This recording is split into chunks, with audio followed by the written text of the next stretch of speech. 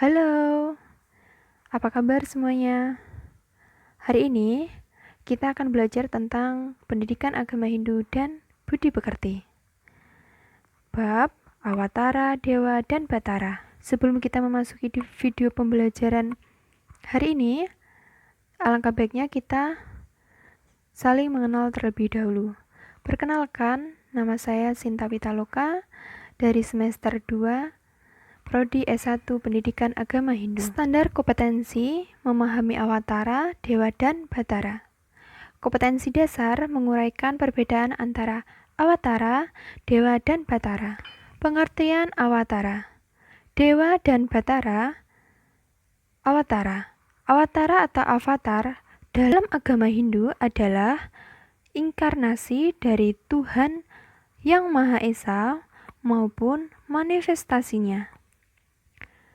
Dalam Wisnu Purana disebutkan ada 10 awatara yang disebut Dasa Awatara. Yang pertama, Matsya Awatara. Awatara Wisnu yang berwujud ikan raksasa. Di dalam Purana dikisahkan bahwa alam semesta ini pernah dilanda banjir yang sangat besar dan dahsyat. Yang kedua, Kurma Awatara. Awatara Wisnu yang berwujud kura-kura. Kisah Kurma Awatara ini terdapat di dalam kitab Padma Purana. Kurma Awatara inilah yang dengan kekuatan penuh memikul bumi ketika mau hancur akibat dari para dewata dan raksasa mengaduk lautan untuk mendapatkan tirta Amarta Sanjiwani. Yang ketiga, Waraha Awatara. Awatara Wisnu yang berwujud babi hutan. Dikisahkan dalam kitab Wisnu Purana, pada suatu masa berkuasalah raksasa yang sangat sakti bernama Hiranyaksa. Yang keempat, Narasimha Awatara. Awatara Wisnu yang berwujud manusia berkepala singa. Narasimha adalah manusia singa. Dikatakan demikian karena memiliki tubuh berbentuk manusia dan berkepala berbentuk singa yang sangat sakti. Di dalam Purana disebutkan seorang raja bernama Hiranyakasipu telah selesai menjalankan tapa yang sangat keras. Akibat dari tapanya yang disiplin dan keras, Raja Hiranyakasipu mendapatkan kekuatan yang tidak bisa mati. Yang kelima, Wamana Awatara. Awatara Wisnu yang berwujud orang kerdil. Wamana Awatara adalah penjelmaan Brahman dalam bentuk sebagai orang cebol atau pendek. Dikisahkan raksasa yang berkuasa pada saat itu sangat kejam, memperlakukan para resi dan para pertapa di hutan. Yang keenam, Parasurama Awatara. Parasurama Awatara dikisahkan di dalam Brahma Purana. Awatara Wisnu sebagai Brahmana bersenjata kapak. Dalam kisah ini disebutkan bahwa Parasurama dilahirkan dalam keluarga Brahmana Yamadagini. Setelah dewasa dan selesai berguru, Parasurama mendapatkan anugerah senjata berupa kapak yang sangat sakti. Yang ketujuh, Rama Awatara. Awatara Wisnu sebagai putra Dasarata, pembunuh Rahwana. Dalam epos Ramayana disebutkan Raja Ayodhya bernama Dasarata mempunyai putra bernama Ramadeva dari istrinya yang bernama Devi Ekosalya. Pangeran Laksamana lahir dari istri yang bernama Dewi Sumitra. Pangeran Bharata lahir dari istri yang bernama Dewi Kakayi.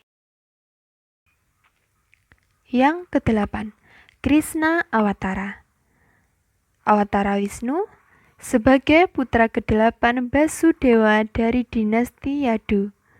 Tuhan yang Maha Kuasa dalam perguruan Gaudiya Vaisnava. Di dalam kitab Mahabharata dikisahkan ada seorang raja yang sangat kejam bernama Kansa. Ia diramal oleh seorang Brahmana bahwa dirinya akan terbunuh oleh anak laki-laki dari pasangan Wasudewa dengan Devi Devaki yang tidak lain adalah adik kandungnya sendiri. Maka Vasudewa dan Devi Devaki oleh Raja Kansa dimasukkan ke dalam penjara sampai akhirnya melahirkan seorang anak bernama Krishna. Yang ke-9, Buddha Awatara. Sang Buddha sebelumnya bernama Pangeran Siddhartha Gautama. Beliau lahir dalam keluarga suku Sakya yang sangat teguh menjalankan tradisi leluhur. Mereka lahir di dalam keluarga Hindu. Ayahnya adalah seorang raja di kerajaan Kapilawastu bernama Raja Sododana. Sementara ibundanya adalah Dewi Mahamaya.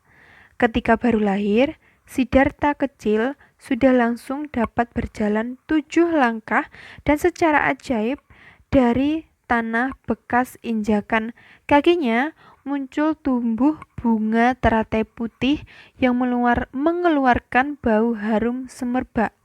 Akibat dari ramalan seorang Brahmana sakti yang meramalkan Siddhartha kelak akan menjadi Buddha.